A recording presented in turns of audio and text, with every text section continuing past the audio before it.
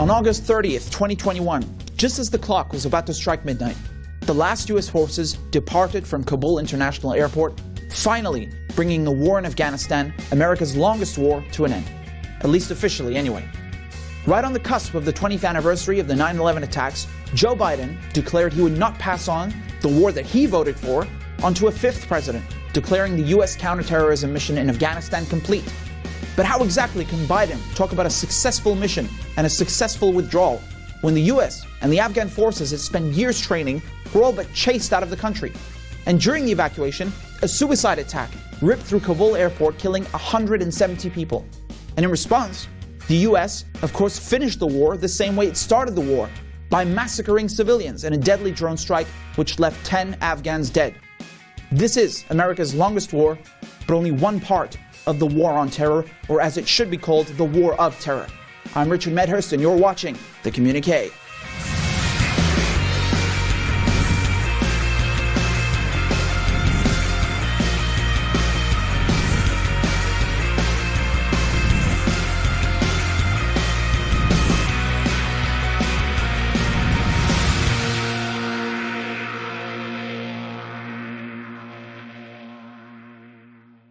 As the last C-17 cargo plane took off from Kabul's international airport on August 30th, international headlines and news outlets worldwide all declared the departure of the last remaining U.S. troops, with the rest of their NATO allies like the United Kingdom also leaving in the days just prior.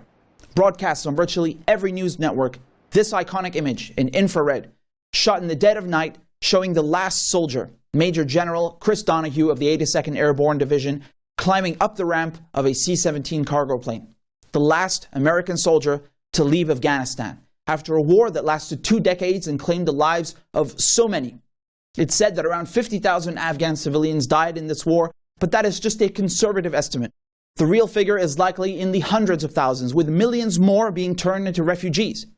Last year, Afghanistan's economy ministry reported that 90% of Afghans live below the poverty line. Following the departure of the last U.S. troops, people were in the streets celebrating, firing their guns in the air. Just take a listen to BBC's Lise Doucet, who reported from Kabul. Well, I don't think we need to look at the news wires. You just have to listen to what's happening in the skies above us in Kabul. If that isn't confirmation, I don't know what is. Just listen to the crackle of gunfire. Taliban fighters then quickly took over Kabul's international airport, the main site of U.S. evacuation efforts, and could be seen sweeping the hangars, inspecting the various aircraft and equipment left behind by the American troops. The crackle of gunfire continued well into the night in celebration of the Americans' departure. Aware that they were leaving, people had desperately clung to those very same U.S. planes taking off just a week ago. And as Biden had declared the counterterrorism mission in Afghanistan a success, a horrific explosion, the result of a terrorist attack, ripped through the crowds of people waiting to be evacuated outside the airport, killing 170 people and leaving 200 wounded. In response, Biden issued a strongly worded message and had this to say to the attackers. To those who carried out this attack, as well as anyone who wishes America harm, know this: we will not forgive. We will not forget. We will hunt you down and make you pay. Except, that's not what happened. The next day, the U.S. launched a drone strike against alleged members of Daesh that it said were responsible for the attack, which of course is always convenient, right? As soon as there's a terrorist attack, all the intelligence services in Britain and America suddenly know exactly who is responsible and where these terrorists live and where to find them, but never before the attacks, which coincidentally helped them advance their agendas. Now, the Pentagon announced that in this drone strike it had killed 2 high-profile targets from Daesh and wounded another. The Pentagon also said there were no civilian casualties. That was a lie. Yesterday, U.S. military forces conducted an over-the-horizon counterterrorism operation. 2 high-profile ISIS targets were killed and 1 was wounded. And we know of 0 civilian casualties. There were indeed many civilian casualties. When Biden launched that drone strike, something which he previously called an over-the-horizon capability, he murdered 10 civilians and then tried to cover it up just like every war criminal president before him. Among the dead were 7 children and 3 adults of the Ahmadi family. the youngest victim being 2 years old. This horrific murder of civilians, and basically an entire family, is not some isolated incident or an accident. It is emblematic of America's war on terror, or as it should be called, the war of terror. Some people may think that this is just an anomaly or an exception. They think that civilians being killed is just collateral damage, an acceptable price of war. However, it's neither an anomaly nor acceptable. What do you think the war on terror has been for the last 20 years? The whole time, innocent civilians have been killed by NATO forces and their deaths covered up. Half the time, the US is not even sure who it is killing and then covers up the deaths. Just to give you an example, before Chelsea Manning leaked evidence of war crimes to WikiLeaks, there were 15,000 deaths in Iraq that were previously unknown but were kept secret by the US military. Daniel Hale, a whistleblower who is now in prison, leaked information about the US drone program and showed that under Obama, during a 5-month period, 90%, yes, 90% of all the people killed by US drones were not even the intended targets, they were civilians. This was covered up and kept hidden in order to avoid embarrassing the United States and exposing its criminal behavior. For the last 2 decades, ever since George Bush began the war on terror by invading Afghanistan, an imperialist project that has been continued by every president since, we have been told, the world has been told, that America and its allies are fighting global terrorism. They claim that they are making the world safer. But if you just look at the data, you can see that this is simply not true. Ever since the start of America's war on terror in 2001, the number of suicide attacks increased, with more suicide attacks worldwide than ever before. And after the invasion of Iraq in 2003, the number of global deaths from terrorism didn't decrease, it increased dramatically. The war on terror has made the world less safe and more violent. And such is the reality of America's war, not just in Afghanistan, but in Pakistan, Libya, Syria, Yemen, Iraq, and so on. And on the eve of the withdrawal, Biden gave a speech marking the end of the 20-year occupation of Afghanistan, America's longest war in history. Biden talked about the dead Marines that were killed in the attack at Kabul airport several times, but didn't even mention once the family that he murdered just a day before in a lethal drone strike. He didn't even mention the 170 Afghans who were also killed in the same blast. Why does American exceptionalism disregard the value and the lives of others? Biden started out by praising the withdrawal, praising himself, saying that 120,000 people had been successfully airlifted, among them 6,000 US citizens. And Biden also said that he disagreed with critics who asked why the withdrawal couldn't have been done earlier or in a more orderly fashion. However, his response didn't address the fact that the US abandoned Bagram Air Base last month, its largest airbase in Afghanistan, in the middle of the night without even telling its allies or telling the Afghan security forces who were supposed to take over. And this begs the question, how can Biden call the withdrawal a success after creating such a security issue at Kabul's international airport? Why was the more capable, the more secure Bagram Air Base simply abandoned when it could have expedited things and perhaps helped to avoid such an atrocity? It simply doesn't make any sense. Biden then concluded his speech without taking any questions, but not before puffing his chest and making sure to issue menacing words towards Russia and China. He even dubbed them threats that the US would have to contend with and reckon with at the same time as global terrorism. Now, CNN apparently did an interview with a Daesh commander just 2 weeks before this attack on Kabul airport.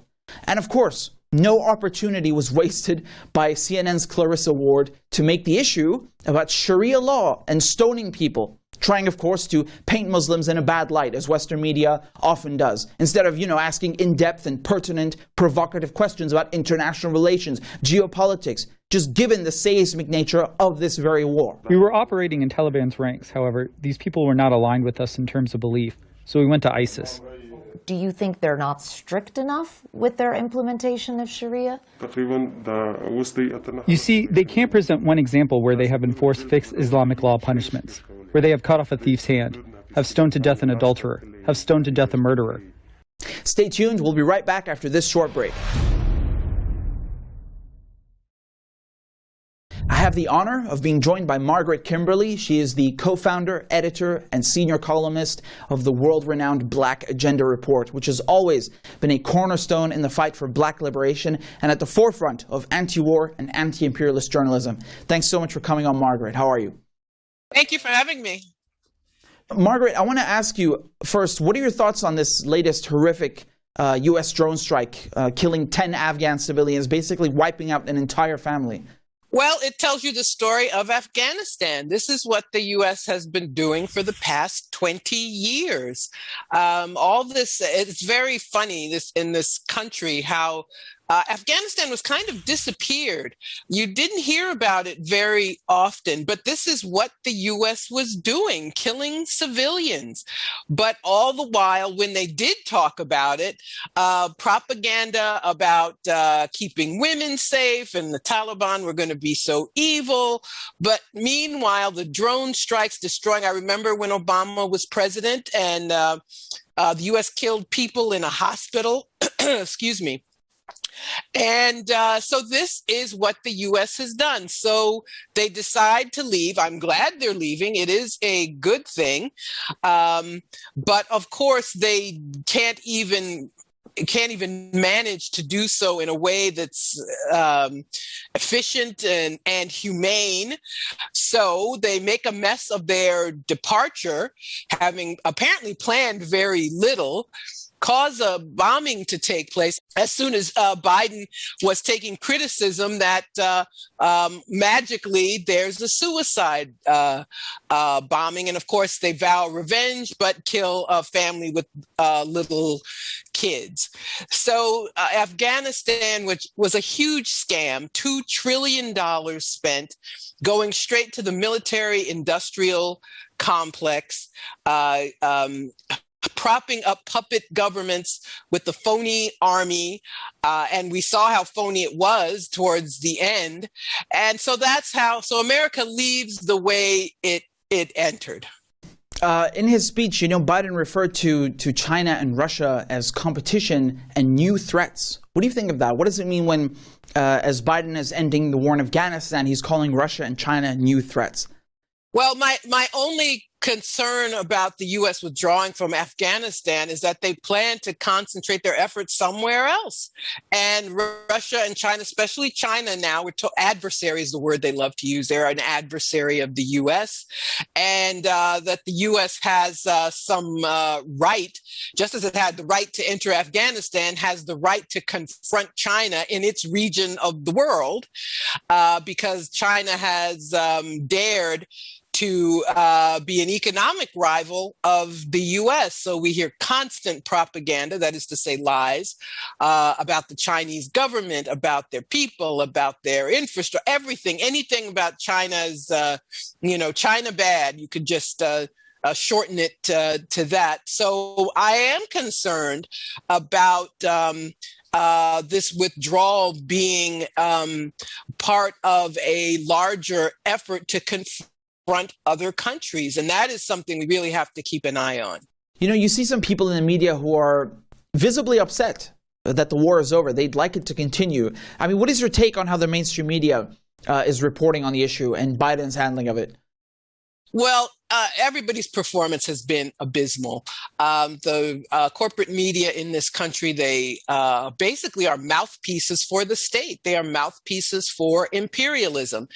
And, Americans it's a funny thing, because I think if it were up to most people here, the U.S. would have left Afghanistan long ago. There was support for it in the wake of 9/11. That was the pretext for doing it. So there was very little opposition at the time.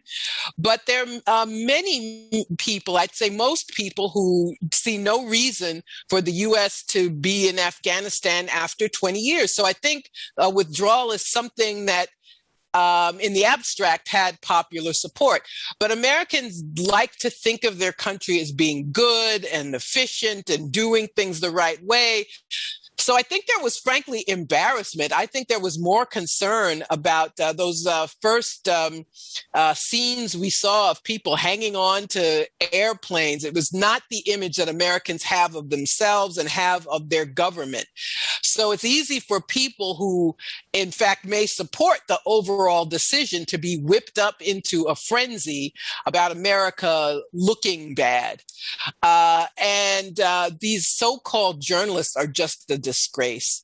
I thought he was going to cry, Richard Engel. You mentioned in particular, this is not how America's supposed to be, and this is not how we are. And no mention, by the way, of the family that was wiped out in that last drone attack. Nothing. Apparently that is how America is supposed to be.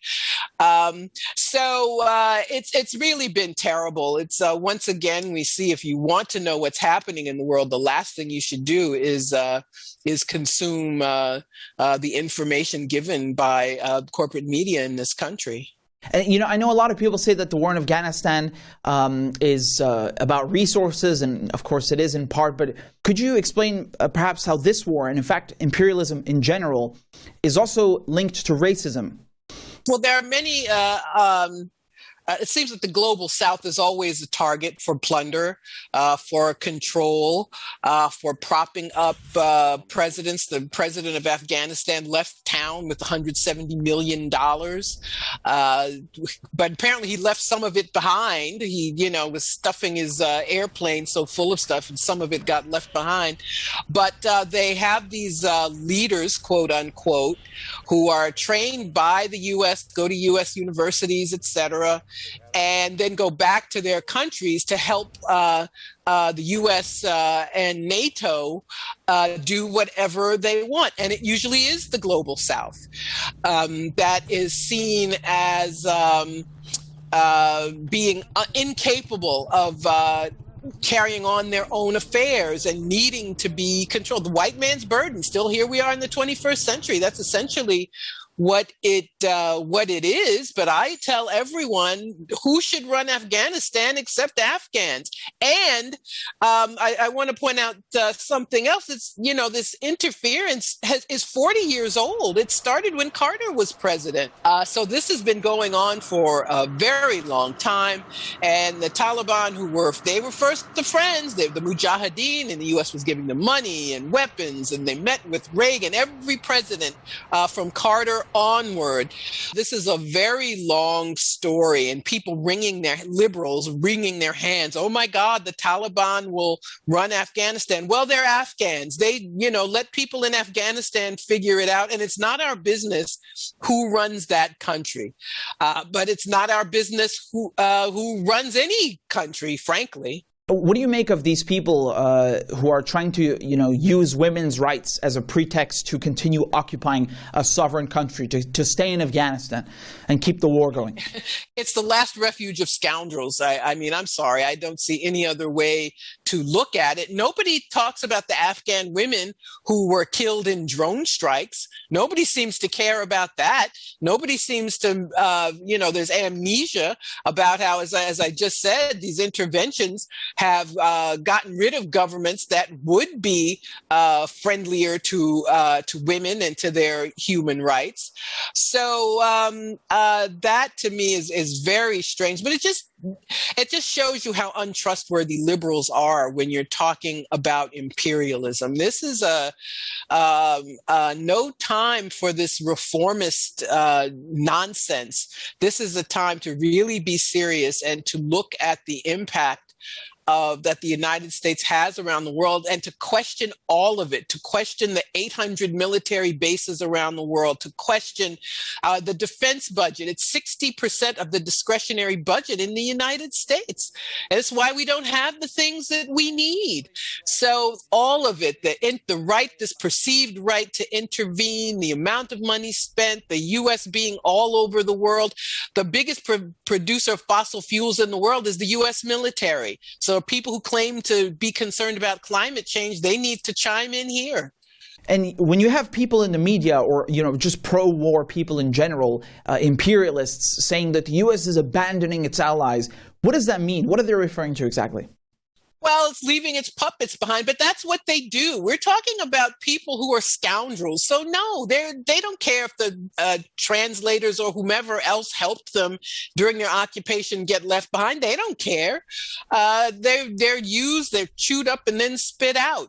But because Americans believe in exceptionalism and believe their country is so good, and so even in their criticism, it's a kind of criticism that it's more about imagery, frankly. So we can't leave our friends behind. Well, this idea of using the first person when talking about the country, we and us, when we talk about our government, I don't say we or us. I say them or they. But Americans can very easily fall into that we left our allies behind. Well, they are collaborators in the eyes of people there, and that's what happens in wars. That's what happens. But during 20 years, I'm sure there are thousands of Afghans who decided to survive by working with the Americans in some capacity. Lastly, Margaret, after Vietnam, which was also humiliating, people thought there wouldn't be another war like that. But then the war on terror happened, which is arguably even worse.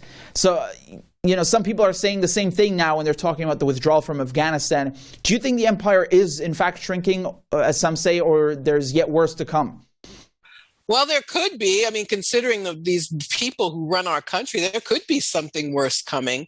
The system, the current defense secretary, Mr. Austin, came straight from Raytheon to the Pentagon. I mean, they're not even trying to hide it anymore.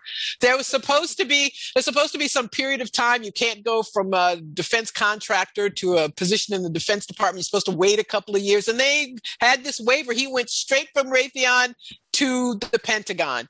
And that tells you all you need to know about how this all works. As far as withdrawals go, what we've seen so far only deals with America's uniformed troops. However, if we look back at 2001, the first Americans on the ground in Afghanistan were CIA paramilitaries. And earlier this year, in April of 2021, CIA Director William Burns said that the CIA would actually not be withdrawing, but in fact staying in Afghanistan, as we talked about previously here in the program. CIA Director Burns held a secret meeting recently with the Taliban, as did the head of Britain's MI6. It's also been reported in the media that members of Britain's Special Forces, the Special Air Service, or SAS, have even asked to remain in Afghanistan and potentially establish a covert base on the border with Pakistan. And this would, of course, require the approval of the Taliban, but it's been discussed under the pretext of fighting Daesh, and is something that still remains to be seen, but which does seem to indicate that operations won't come to a full halt, as many have suggested. So as the last US troops and NATO troops depart from Afghanistan, there's definitely reason enough to exercise some caution.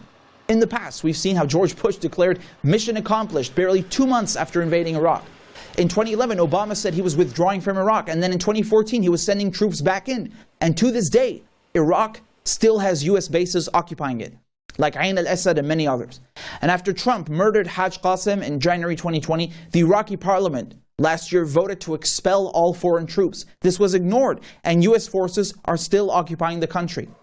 The United States has been at war with Syria for the last 10 years. Along with its NATO allies, they've been funding terrorist groups like Al-Qaeda in an attempt to overthrow the Syrian government. According to Syria's oil minister, around 90% of Syria's oil is under US occupation. But if you ask the United States, they say they don't have any boots on the ground. So I mean, if that's their idea of a counter-terrorism mission in Iraq, or limited strikes in Syria, which they have no permission to carry out, or no boots on the ground, when they most certainly have boots on the ground, then what kind of withdrawal are we talking about from Afghanistan? After 9/11, when the US Congress passed the authorization for the use of military force in 2001 to give George Bush permission at home to go and bomb Afghanistan, this AUMF never even specified that it was for Afghanistan or even for Al-Qaeda. It was always abstract on purpose, hence why it has been used since in order to bomb 19 countries. That AUMF is still in place, and if history has taught us anything, it won't be the last that we see of it. Afghanistan is just one part of the war on terror, or as it should rightfully be called, the war of terror. So just because the US is supposedly leaving does not mean it's no longer an imperial power. Iraq is still under occupation. Syria is still under occupation. Palestine is still under occupation. The war on terror, waged at the behest of arms manufacturers and private contractors, is still in motion. The United States is not able to nation build. It is not able to impose democracy. It is not able to conduct counterterrorism missions. There is more terrorism today than there ever was before 2001. The United States and its allies have made the world less safe and more violent so they could make their empire bigger and their corporations richer. Thanks for tuning in. I'm Richard Medhurst, and this is the Communiqué.